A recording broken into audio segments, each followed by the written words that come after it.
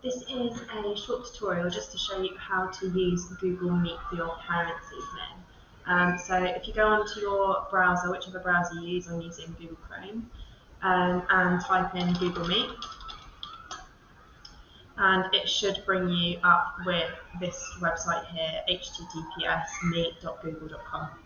Click on this one, and then what will happen is, in order to sign into your meeting, you must be signed in on your child's account. So at the top, if you click sign in, and then you enter your child's details. You either click use another account if you're already using an account, or you click on the one that's already popped up for you.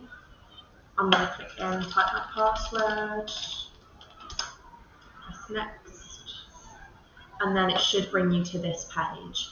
Once you've got to this page, all you need to do is click into this bit here where it says enter a code or a nickname, and you're going to type the name of your child's class. So for example, my class is called Potter class, so I would type Potter and then click join.